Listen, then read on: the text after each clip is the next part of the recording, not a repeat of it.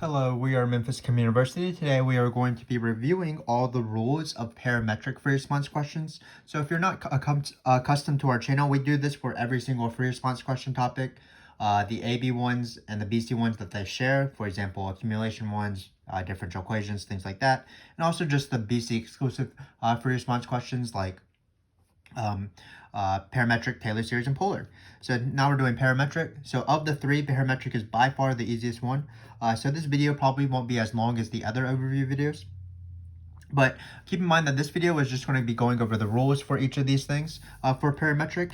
And if you want to see examples, what we've done is we've created 10 difficulty videos, difficulty 1 through 10, where they range, and hopefully by the time you watch through that video series, or if you check that series out and skim it, you'll be able to dominate whatever free response question you want to master. And we do this for every single free response question topic. But what I say is that parametric is the easiest BC free response question topic. It's probably even easier than some of the AB topics as well. It's basically just particle motion twice. You usually have a calculator, so it's not too bad. Just be wary that in the last few years, they have been asking it less, and they've been asking polar more. And polar free response questions, in my opinion, are very difficult. So check out those videos if you want practice with polar free response questions. But today we're doing parametric. We're just going to be going over the rules.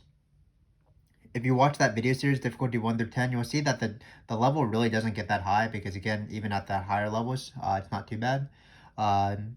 Just sometimes they tweak the givens here and there. The main givens are sort of this format right here, where you're going to have dx dt, dy dt. Just like in velocity, they give you the middle function that allows you to take an integral and a derivative for acceleration, integral for position. Then they'll always give you a initial condition so that you can find the position at other times. That will be the fundamental theorem of calculus before. Of course, that's also in particle motion free response questions. And sometimes the givens are a little bit tweaked, like they'll give you position instead for one of the particles, or they'll maybe not mention one of the derivatives, but you'll find it out throughout the question. But again, this is the main format: dx dt, dy dt, and an initial position at a time that might not be 0. We're just going to call it t equals c. So let's get started. So the easiest thing by far is the acceleration vector. So what you do is you, of course, take the derivative of just one derivative. So it'll be x prime of whatever number you're going to plug in, y prime of whatever number you're plugging in. Keep in mind that while it is two derivatives of the position formula, you're really usually just taking one derivative because you're starting off with velocity. So for example, let's say this was t squared plus 5. You would take the derivative, which is 2t, and then you would plug in a number. Same thing, of course, if you have a calculator. You're only taking one derivative if the givens are dx dt and dy dt. And you're actually probably not taking the derivative with a calculator. You're probably, or by hand, you're not actually writing out the derivative. You're just using the calculator's function derivative at a point. So again, a very easy question. Just be careful not to take too many derivatives. But if you're starting off with dx dt, dy dt, you just take one derivative. And then you plug in the number, no matter if you have a calculator or not. So another question that's asked is speed. So let's just review a little particle motion while we're at it, because that's also on the AP exam. But when you have particle motion, sort of in the AB section and the BC section on the multiple choice, the speed is just the absolute value of velocity. And then total distance is the integral of the absolute value of velocity. Another way to say this is that it is the integral of speed. So remember that the integral of just plain velocity is total displacement, and then the integral of absolute value of velocity is total distance. So it's works the same way, except that in this case, of course, we have two velocities. So to find the magnitude of those velocities, what we do is we take we apply Pythagorean theorem. So what it's going to be is you take these two guys and you go dx dt squared, and then dy dt squared. So this is the speed formula. So just be wary. Just be careful if they're asking the two questions that they might ask are find the speed at a given time. So what you would do there is you would plug in, for example, t is equal to c or t equals 2 into dx dt, dy dt. Both of these would be numbers, and you just find this using a calculator. Another thing that they can, of course, ask is instead of finding the speed at a time, they can say, find the time where the speed is some number, for example, 7. So what you would do is you would not plug in anything for dx dt and dy dt because you're trying to solve that. you would leave these as functions, as their t functions, like t plus 1 times cosine of t, whatever, dx dt and dy dt are. And then you would just set it equal to 7. Best way to do it with a calculator is probably you would graph this function. Again, it would have t's because you're writing dx dt and dy dt in terms of t's. You would include the square root and the squareds, and you would set it equal to 7, graph this function, graph 7, see where they intersect, and that would be the time value. Another rare question that is potentially asked, of course, is where is the speed increasing of the particle when you have parametric? Remember that it's a little bit different than the speed increasing when you're doing particle motion. That rule comes up a lot more often, but that's when V and A have same signs. V is decreasing, or speed is decreasing, sorry, when V and A have different signs. But in this case, if you're finding whether the speed, this is a formula for speed. So if you wanted to see whether the speed is increasing at t equals 8, for example, all you would do is you would take the derivative of this, and you're probably not actually taking the derivative, and you would plug in 8 with the calculator. So all you have to do is you type this as your function, you let t be equal 8, you take the derivative, and if it's positive, the speed would be increasing the speed. If it's negative, the speed would be decreasing. But again, this is the important formula, the speed. And the only thing that my students maybe have trouble with is just the difference between finding the speed at a number, which means you just plug in the number, or find the time where the speed is a certain number, so you set it equal instead. So the sort of the difference is, am I plugging in something or am I setting it equal? And those questions are asked decently often, so you want to be wary of that. What's very easy and something you really can't mess up is total distance if you just know the formula. Again, total distance, similar to particle motion, the total distance is the integral of speed. Speed is a different formula here, but it's still the integral of speed. So it's going to be a to b square root dx dt squared plus dy dt. So it's, again, a very easy question. These are time values, so they'll say, like, find the total distance of the particle from t equals 1 to 6. So you go 1 to 6. The only thing you want to keep in mind is that you don't want to plug in any numbers here. Just like when you were trying to find at what time is the particle have a certain speed. You just want to keep these as the functions of t. So just be careful of that, especially if it's like 0 to 6. A lot of students are tempted to plug in 6 into this, and you'll find the wrong integral. But just keep these guys as t functions, like, I don't know, t squared plus e to the t, whatever dy dt is as well. Just keep those, remember to square both of them, and then you'll take the integral.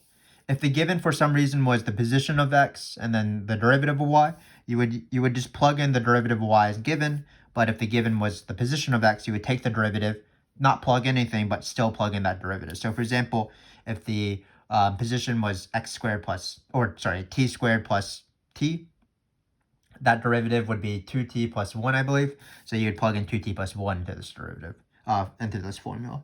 So again, this is just the integral of speed. Not too bad. Just don't plug in anything. Have the derivative squared, derivative squared, Pythagorean theorem. That's just it, but not too bad. Certainly just a setup question. Same thing with particle motion. Remember that if you're taking the AB exam for some reason and you're watching this video, total distance is one of the easiest formulas when you have a calculator because you just set up this formula. So now we can talk about horizontal movement and vertical movement. It's sort of like when a particle is moving right, forward or backward. So a particle is moving forwards when velocity is positive. That's for particle motion. And a particle is moving backwards. So these are just particle motion review. We might as well review both of them at the same time. When velocity is negative, that's when particle moving backwards. So same thing, but of course you have two coordinates. So dx dt being positive, that means the particle is moving right because dx dt is governs the direction you're going when you are in the horizontal direction. And then dy dt governs the vertical direction, or the vertical movement. So particle is moving right here. Dx dt being negative means the particle is moving left. And then same thing with velocity, sorry, not velocity, but sort of the velocity of the y coordinate, dy dt. So dy dt, whether it's positive, that means it's going to be going up. And then when it's negative, that means it's going down. This is the same thing in polar, as you'll see polar, but In this case, it's not going to be as easy as this because dx dt and dy dt are given. But in polar, you have like harder questions because dx dt is dx the theta times d theta dt, as you'll see in those polar questions. So check those out if you want practice for those. Those are a bit harder than these, but it's still the same thing. Dx dt governs the direction the particle is moving left or right. Dy dt governs whether it's moving up or down. They have nothing to do with each other. So for example, t equals 2, you would plug in 2 separately, and it could be one of them is positive, one of them is negative. They could be both positive, both negative, but it doesn't really matter. They're sort of 2 separate questions. Again, not too bad. When is the particle at rest? So with particle motion, of course, the particle is at rest when your velocity is 0. That's when it is at rest. So when is a particle at rest? When you have 2 velocities, one for the x-coordinate, one for the y-coordinate. That would be when both particles are 0. So for example, what you might have to do is you have a function of dx dt, you have a function of dy dt. You might need to set both of them to be equal to 0, and you need to find the common times where both of them are 0. You can't just have one of them 0. Because, for example, if dx dt is 0 and dy dt is positive, that would mean that the particle is in fact not moving in the horizontal direction, but dy dt being positive would mean it would be moving up, so it wouldn't be at rest. So what you want to do is you want to set these given dx dt and dy dt to be equal to 0, compare the zeros of both. If there's a common 0, that's great, and then you use that. That's when the particle is at rest. You need both velocities to be 0. So that's sort of our movement questions, our speed, total distance, acceleration vector. Not too bad. More important, of course, is position at t equals pi, but that's the same thing as fundamental theorem of calculus. So let me just review fundamental theorem of calculus because it is very important. I set up fundamental theorem of calculus in every single question in the same way. No matter if it's a graph free response question, accumulation free response question, particle motion, parametric. So what I do is you're always given information about f prime, and then you're given an initial point. Let's just call it f of a is equal to b. And then what they say is they want you to find f of a number. So f of a different number. So in this case, how I like to set it up is I always put the given y, so that's going to be b plus the integral given x on the bottom, want x on top. So we'll label these things later, and then you'll just put the derivative here. And you might be doing this with a Riemann sum, you might be doing this with a calculator, graph, if it's a graph free response question, but you still set it up in the same way every single time. So again, this is the want x. In this case, it's going to be t because everything is about t's. But it's the want independent, not the want, the given independent variable. This is the want independent variable. So in this case, it'll be t again, but that's just because t is the independent variable. And then this is the want y, or the y. Let's write the want function value instead of y because that'll be kind of confusing. So again, this is the setup. Not want. I'm sorry. Why am I struggling with this? It's the given y. So let's just repeat this. I set up the fundamental theorem of calculus in this way. The given independent variable, or the given variable, goes right here. The want variable I always put on the top, and then the given function value is the thing getting added. This is just the fundamental theorem of calculus. If you want, you can bring the so this is going to be f of a if you want. So again, you set it up in this way. Let's just review a particle motion question. So let's say the initial position is a, b. It doesn't have to be at t equals 0. So this is at time is equal to 0, or at time is equal to a, the position is at b, and you have velocity. Your setup, if you want to find the position at another number, so at s of a different number, you'll set it up in the same way. Given position, which would be b, plus the integral of the given t value, want t value on top, and then you put velocity. And that's all you do. So what we're going to do is we're going to apply the fundamental theorem of calculus to this right here. But of course, because we have 2 coordinates, and keep in mind again that the variable that we care about is t. So even though we have x's, x is not actually the independent variable. X is the function value, x of t. Y is also an function value. So we're going to do that same thing, but we're just going to do the fundamental theorem of calculus twice. So for example, to find the x coordinate at this time, we're going to set it up in the same way. it's going to be the given x-coordinate, which they have to give you. So it's going to be the given x-coordinate. In this case, it's a. Another way to say would be x of c, x of this initial time. Then you would put the given time on the bottom, want time on top, and then you'll put dx/dt in the formula, in the integral. And usually this integral, you have a calculator, so you just find it with a calculator. It's okay if you put a smaller number on the top. So for example, if the given time was 1, but you want to find x of 0, it doesn't matter that it's 0 and 1 because you have a calculator. The only time it really matters is when you're trying to find area for graph free response questions, but that's not the case here. So you can just type this in. You don't have to negate the integral and flip it. So again, this is just the formula. So you put your given x value, given time value, want time value, and then you integrate it. But of course, you have to do it twice, but it's, again, not too bad.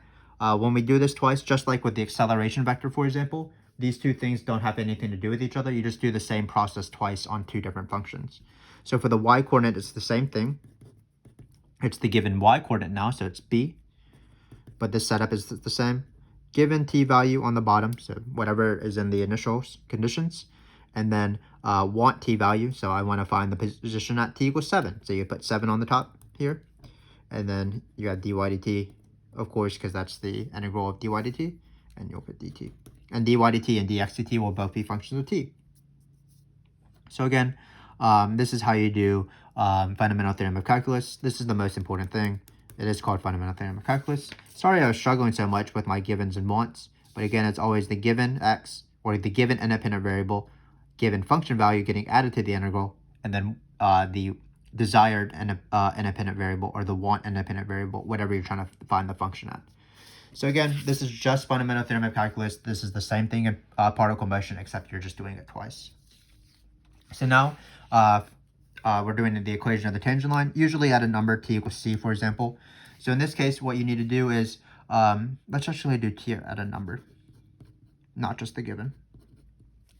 So equation of the tangent line isn't too bad. What you need is for any single equation of the tangent line, again, they can occur in different kind of free response questions, like differential equation free response questions and graph free response questions. But what you do is you always just need a point and a slope. So the point is going to be x comma y, and then the slope is going to be dy dx. Keep in mind it's not dy dt or dx dt, it's dy dx, because that's the slope, the derivative of which is the slope of the tangent line in the xy plane. So what's going to be your point here? Well, your point's going to be, perhaps it's the given if t was actually c here, so it would just be a comma b. But in this case, what it is, it's going to be x of number, y of number. So we can just write that. So just keep in mind that usually the point is very easy because they give you the point. But if, for example, these were the givens and you were trying to find the equation of the tangent line as the first question, you would need to find the point using fundamental theorem of calculus. So you would have to do all this work to find x comma y. This, of course, will give you a number because it will your calculator will just spit out some number. Same thing for this, and you'll put that number right here and here. So again, if the first question is finding the equation of the tangent line at a time that's not the given, you have to set up the fundamental theorem of calculus twice just to find the two coordinates of the point using dx dt and dy dt in the given position with the fundamental theorem of calculus. So again, you would have to do that work aside. That's why, for example, sometimes they ask you to find the position and then they ask you to do the equation of the tangent line in a later question. And you also have to find dy dx. So how do you find dy dx? That's from the chain rule. So it's going to be dy dt over dx dt. Same thing with those polar free response questions. And those polar free response questions, it's dy d theta over dx dt. Again, I'd highly suggest checking them out because they're asking polar questions so often these days. But here we're doing parametric. So all you do is you just take this given and divide it by this given. So you don't actually have to take the derivatives, especially if it's given like this. For example, in that case where the x position was given and then dy dt was given, you would have to find a derivative of the x coordinate but not the y coordinate. So again, all you're doing is you're finding dy dt, dx dt. You're going to plug in some number here and you'll find some slope.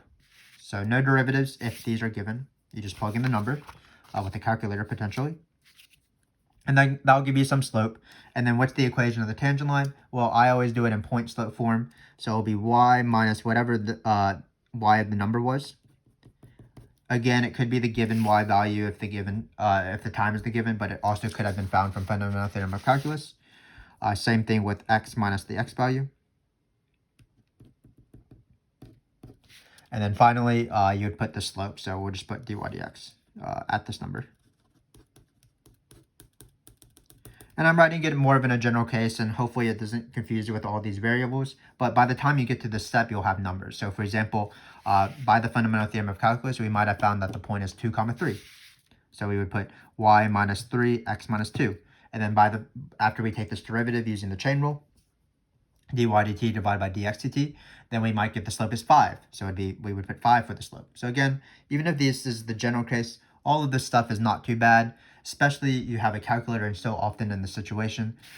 If you know all of these rules, acceleration, vector, speed, which might be asked in the same question, the difference between speed at a number versus finding the speed as finding a time where the speed is a certain number, total distance, movements, dx dt, dy dt being positive or negative, determining whether the particle is moving left or right, up or down. The huge one, of course, is fundamental theorem of calculus. This is usually worth 3 points, which is a third of a free response question when it's asked in parametric, and then also the equation of the tangent line. If you know these rules, even when they sort of mix up and sort of throw curveballs in there when they do the parametric free response question, you might be able to get consistently 5 to 6 points, if not 7, 8, 9 points out of 9 on these parametric questions just from all of these rules. So again, they are important to know, and also what's great is that they're easy to know. Once you do these parametric free response questions, you'll see that there's a huge pattern, and they just ask the same things over and over and over again, which is why, unfortunately, they might be asking it less, because polar free response questions are so much more difficult. But hopefully, what I would suggest is continue watching our video series, difficulty 1 through 5, and you'll see like, oh, this is just the same thing over and over again. I'm doing fundamental theorem of calculus at some point. I'm doing speed. I'm doing total distance. But I do have one other side of this. So sometimes most of the time, maybe 90% of the time, if not basically 100% of the time, they give you, as we said, dx dt and dy dt. But sometimes they give you positions. This is more of a multiple choice question, but we might as well review it while we're here. So basically, instead of giving the velocities, they would give you the positions. Why is this a little bit less likely? It's because, of course, you're not going to be able to take any integrals now because you're starting off with the antiderivative. You're starting off with a position.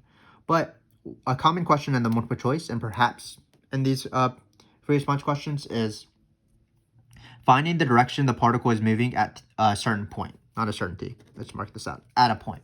So what you would do is, again, how is this governed? How do you know what direction the particle is going? It's governed by dx dt and dy dt. So again, if it's positive, dx dt being positive, that means the particle is moving right. If dx dt is negative, that means it's moving left. Same thing with dy dt, but up and down instead. So it's really easy, actually, if you're given a time value. Because notice that dx dt and dy dt will all be in terms of t's. Like it's like dx dt is t squared, or dy dt is cosine of t plus 3t, whatever it is.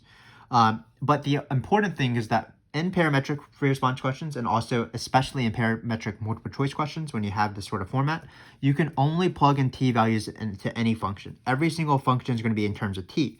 So what you can't do is plug in, for example, a into dx dt to see if it's right or left, because a is an x coordinate of this initial point. Same thing, you cannot plug in b into dy dt because b is a y coordinate. You can only plug in t values. So before you start plugging in anything, you need to find a t value that allows you the correct t value that corresponds to this point. And how do you do that? Well, what you're going to do is you're going to set x of t to be equal to a. Sorry, x of t, I don't know what I did there. So x of t is equal to a. You're going to set y of t to be equal to b. You're going to find various times for each of them. So maybe t is equal to, I don't know, we can call it c, d, or e. And then for this one, t is equal to c, m, and n. This is how many times. These times represent where the y coordinate is at our given y coordinate, so b. these times represent where our particle has x coordinate A. So what you do is, notice that at C, D, and E, the particle has the correct x coordinate, but at D and E, it does not have the correct y coordinate. So it's sort of that same thing with the particle at rest. You want to see where the particle is at rest when both derivatives are equal to 0. You have to find the common times that solve that. Same thing here. What you want to do is you want to find common times. So in this case, it would be t equals c. So that at t equals c, it has the both right x coordinate and right y coordinate. And then what would you do to finish the question? You would just plug in c, because again, the important thing is you can only plug in time values, and you would see whether this is positive or negative. Same thing with dy dt separately. It becomes a very easy question because they give you found the t value, so you're just plugging in t into the givens. Or not the givens, but at least the derivatives, once you take the derivative of x and y. So just be careful with that. Again, if you have t values already, like if they say find the direction that the particle is moving at t equals 6, that question is very easy. Just plug in 6 already into dxt dy dt. The big thing is that if they give you a point instead, which is the position of the particle at a time, you need to find that specific time first to plug those in. You cannot plug in the coordinates of the point into these functions because they only take t values. But once you find that t value, it does become really easy. You just plug in that t value into the thing. Finally, I'm going to talk about one last question. Again, this overview video is basically half as short as Taylor series and area and volume and polar, because those are, and table free response questions, because those are a bit harder. But again, I want to find this second derivative because it's a question that's asked of a parametric equation. Usually it appears in the multiple choice, but we might as well cover it. So remember that dy dx is equal to dy dt divided by dx dt. One derivative divided by the other derivative, that is from the chain rule. So I'm just going to describe the process for the second derivative. It's another chain rule. Keep in mind, it is definitely not, the second derivative divided by the second derivative. So this is just not how math works. This is not, it's not this. So the formula is you take the derivative of dy dx, but because t is a function of x and x is a function of t, what you need to do is you need to account for the chain rule, and you need to multiply by dt dx, but that's the same thing as dividing by dx dt. So this is the formula for the second derivative. It looks pretty complicated, so let me just describe the process. So steps, all you do is you take your dy dx function and take its derivative. Notice dy dx will be some sort of function of t. It might be a quotient, for example, because you're forming a fraction, so just be careful. If it is a quotient, you're using quotient rule. But you just take the derivative of dy dx with respect to t's. And again, it will be a function of t, so it shouldn't be too bad. And with respect. And then finally, to find the second derivative, you just randomly divide by dx dt, so whatever this denominator was. So then in the end, then divide by dx dt. And that's how you do second derivatives. Again, both of these questions are more likely to be on the multiple choice than the free response questions. But just keep in mind that they're there and they're not too bad. And this one, what we needed to do is find a common time before we plugged in t values. If a t value is not given, we can't plug in coordinates, but we use the coordinates to find that common time. And then to find the second derivative, all you do is you take the derivative of the first one. So you first need to find dy dx by finding the ratio of the derivatives with respect to t. So you first take that derivative and then you randomly divide by dx dt. We have practice videos, especially on these last two and the later part of our difficulty series, because again, they're slightly harder than our regular parametric questions. So be on the lookout for like difficulty 8, difficulty 9 if you want to check out those. But again, not too bad. Watch the series, even if it is a little bit easier. It'll sort of boost your confidence and sort of solidify your mastery of parametric, but it shouldn't be too hard. Again, just knowing these rules: acceleration vector is the derivative of the givens. Speed is square root of the derivative squared. Total distance is the integral of that. Moving up or down is based off the sign of dx dt and dy dt. Fundamental theorem of calculus is super important. Given t value, want t value. Given x coordinate, want x coordinate. Oh, sorry. Let me just repeat that. I can't do this. I don't know why I'm failing always with the fundamental theorem of calculus. But it's given t, want t, given x, to find 0, want x. Same thing with a y-coordinate, given t, want t, given y-coordinate, want y-coordinate. Just set up these formulas. Equation of the tangent line, you need a point. Sometimes the point is the given, but sometimes you have to use fundamental theorem of calculus to find that point, and then slope is just dy dx. So again, we made these videos so that you can improve difficulty 1 through 10, even if it gets a little bit repetitive. Hopefully that you find them useful, because they will slightly tweak the givens every once in a while. So for example, in the beginning, you'll see that the givens are dx dt and dy dt. But then sometimes I'll switch up, like for example, it might be that x of t is given and then dy dt. It might be something like dx dt is given in some sort of graph instead, or the x position is given in some graph, so that dx dt would be slopes. In the later part of the series, there'll be x of t and y of t that are given, the positions instead. One of the videos, I believe difficulty number 9, it's actually the accelerations that are given. So we're just tweaking up the givens, trying to cover all the possible scenarios. But again, these are pretty easy, so you can sort of skim through those videos, and you'll probably benefit from them pretty easily. But again, just know these rules. Hope that when you open that AP exam, it's a parametric free response question and instead of a polar one. That affects my students' sort of morale, because parametric is not too bad. Hopefully this video is useful for you. Just know these rules really well. Watch our first few videos at least, just to get a concrete examples of how these things go. Thanks again for watching, and I hope to see you either in this parametric series or potentially in that polar series, where the calculus gets a little bit more fun, if fun is the right word. But thanks again for watching, and I hope to see you soon.